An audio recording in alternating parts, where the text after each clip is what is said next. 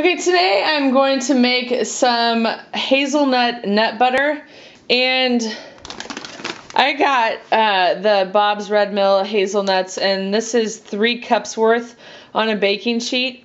And I'm going to try to follow the recipe that She Glows did. She was trying to make some homemade mocha Nutella. I am I'm not going to add the espresso powder, and as I just said, this is 3 cups, so I'm going to make a little bit more than Angela did of She Glows, and it's going to be processed in a food processor. I'm going to use coconut sugar, coconut oil, vanilla, and cocoa powder. So these are ingredients that she suggests here too, with the addition of salt, except I'm not going to use the espresso powder. So the first step is to have a 300-degree oven, and you're going to put the hazelnuts into the oven and wait for 13 to 14 minutes, keeping an eye on them, and then Okay, so now the hazelnuts have been in there for 13 minutes or so, and you can see that the skins have become darker, and some of them have started to split off of the hazelnuts. So then the next step is to remove them from the oven and put them on a damp tea towel. And then we're going to fold them up in here and move them around to get the skin. So I just dumped them out. And then you fold it over so obviously the skins stay within the tea towel. Less cleanup.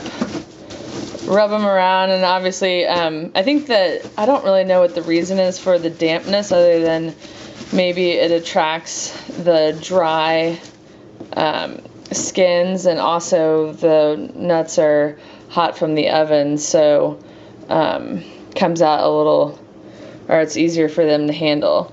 So what I am going to do is just pick out the ones that are bare, and then I'll repeat the process. And the ones that are bare, woo, these are hot. I'm going to put in the food processor and then continue until we're done. Okay, so a good portion of them I've put in here, and you can see it's okay if you don't get all the skins off. Sometimes they're a little bit stubborn and stay on, but as long as you get the majority off, that's good. And I still need to work on these a little bit to get these skins off, and then we'll start the processing. Okay, so the next step is to process these for 15 to 20 minutes until they get to the point of smoothness. Put your earplugs in as well.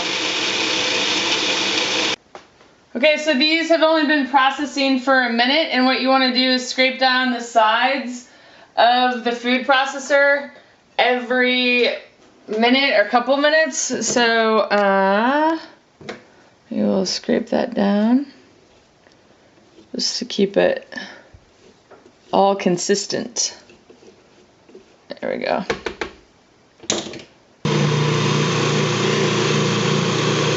Okay, so I was trying to get a view of inside the Cuisinart, but it's causing a lot of heat, so it's making the camera steam up.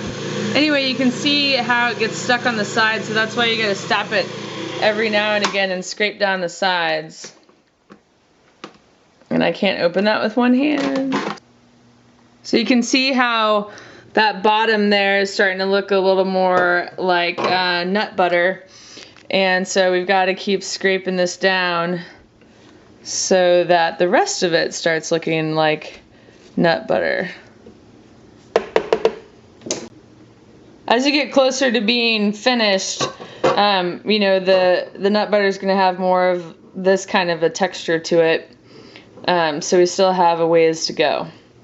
Okay, so after 9 to 10 minutes, whoops, we want to start adding the coconut oil, because that's going to, you know, help it be a little bit smoother, and then we'll start processing. Okay, I want to show you how much nicer it processes it with the oil. It's actually starting to become more of a nut butter there. How it becomes one solid piece rather than climbing up the sides. Okay, then you want to add the other ingredients, which are cocoa powder, vanilla extract, the sugar, and salt. So here's the sugar, and that's coconut sugar. And then I'm going to add the other ingredients and start processing. Okay, all ingredients have been added, and we're going to start the processing process.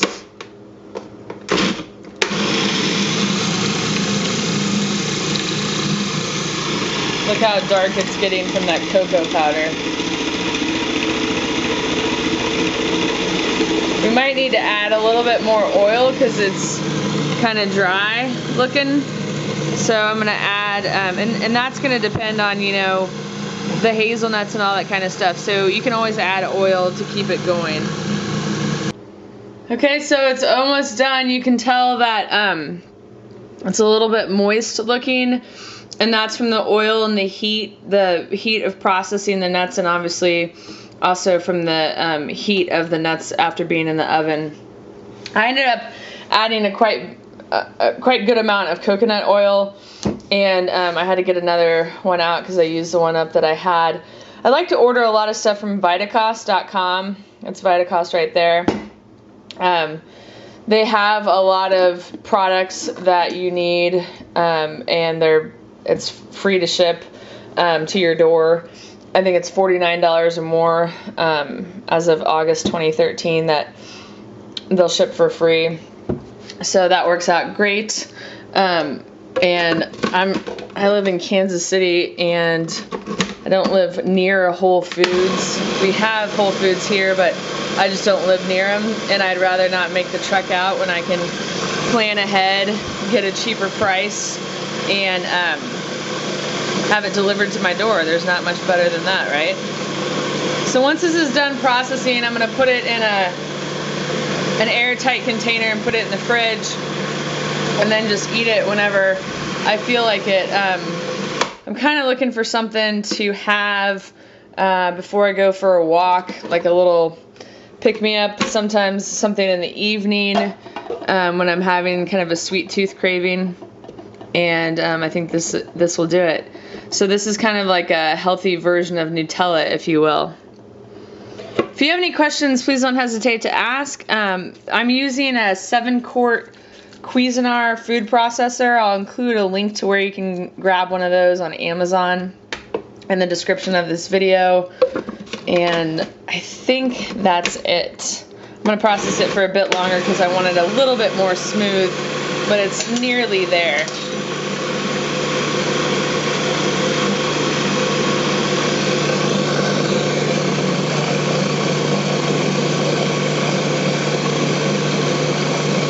It's kind of hypnotizing to watch it. Okay, so there it is in a jar, and this is actually a jar that roasted almond butter came in, and a friend of mine always taught me to save jars, good ones at least. So I'm going to put this in the fridge, and then also forgot to mention that I'm going to include a link to Angela's recipe in the About section, so if you want to follow her version with the espresso, then you'll have the recipe there.